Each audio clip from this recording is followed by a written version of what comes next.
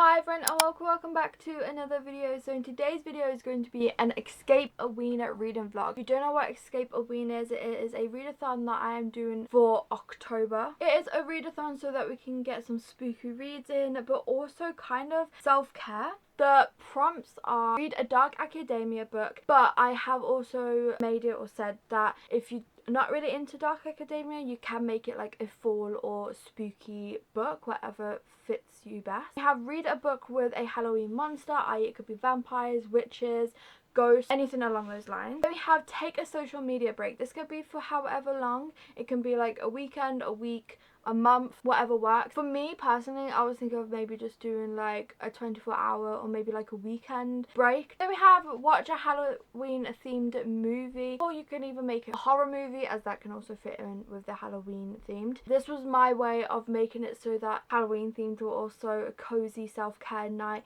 This is where you can possibly have your social media break, watch a movie, grab a hot drink, grab your favourite snack, have like a pamper night, you know, type thing, type vibe. Make it a self-care night type thing. Then we also have read a book off of your physical TBR. This could be anything that you want, as long as it's on your physical TBR. And I always make sure to keep this one, just because I know that a lot of people have a lot of books on their physical TBR that they are trying to get down. So I always make sure to keep it on, as I know that it is quite a helpful prompt. Those are the prompts that I'm going to try and tick off during this week, as this readathon is a week long. It goes from the 6th to the 12th. I think the prompt that I'm going to start off with first, I'm going to kind of go in the order, so read a dark academia book.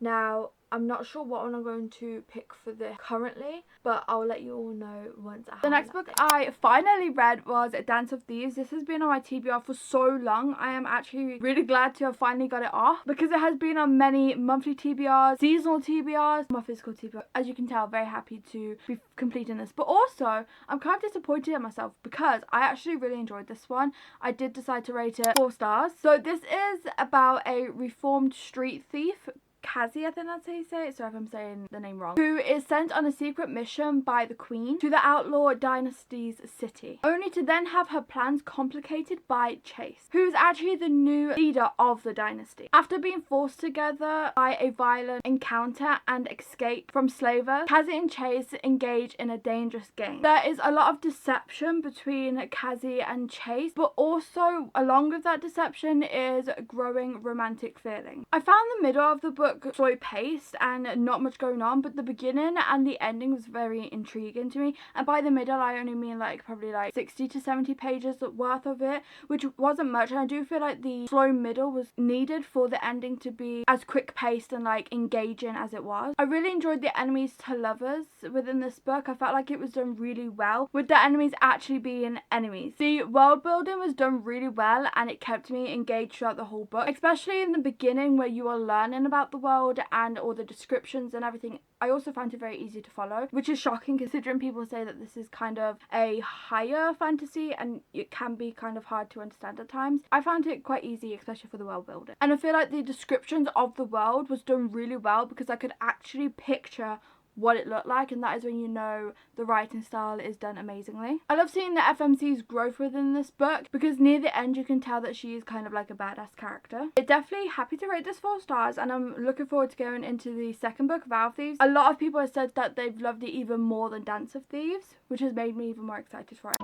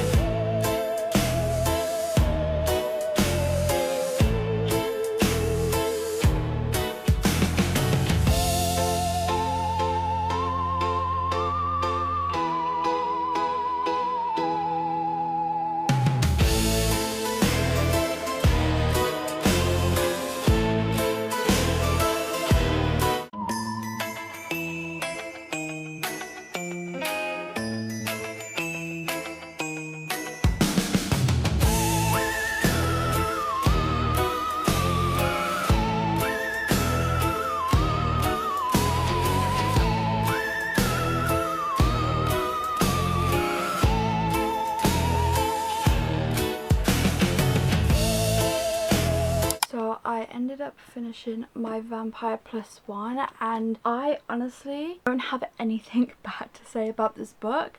I had an amazing time reading this. Absolutely loved everything about this book. Now, I've decided to rate it 4.5 stars because the only reason is the fact that I loved the first book more, because that one I rated 5 stars. I don't know what it was that, like, compared to the first one, love the first one. Absolutely love this one, but that is why I'm rated 4.5 stars. I literally have nothing to say about this. I loved everything. I love the characters, especially Reginald. So funny and like so charming. Love him. But quick summary is this is about Amelia. She is being nagged constantly by her family and being asked like why she isn't dating anyone. So for a wedding, she decides that she wants to find a fake boyfriend to take to this wedding to keep her family off her back, and that is when she meets Reginald, who is a century-old vampire. But yeah, honestly, I don't really have much to say about it. I read it so quickly. The perfect fall Halloweeny read, because obviously it has a vampire in it. This is so good, and that's all I really have to say about it. So I'd highly recommend it if you're looking for a vampire book specifically. I feel like that's one of the things I really enjoyed. The writing style was perfect, the character building was amazing. I was intrigued within the story the whole time and how it was going to go. Amazing. For the prompt academia book, I ended up reading A Study in Drowning.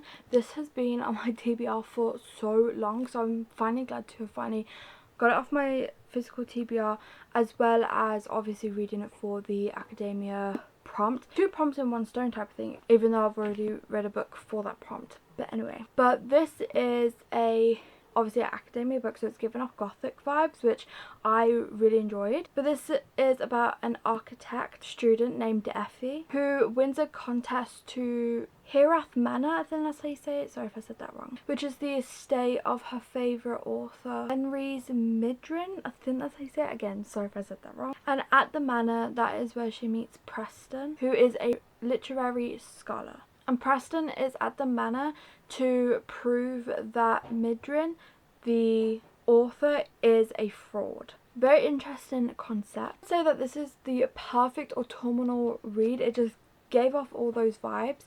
I really enjoyed the writing and the storyline intrigued me. I would say it did start to feel like it was being dragged out a little bit too much for my liking, and I did start to get a little bit bored, but once that part passed, I was intrigued.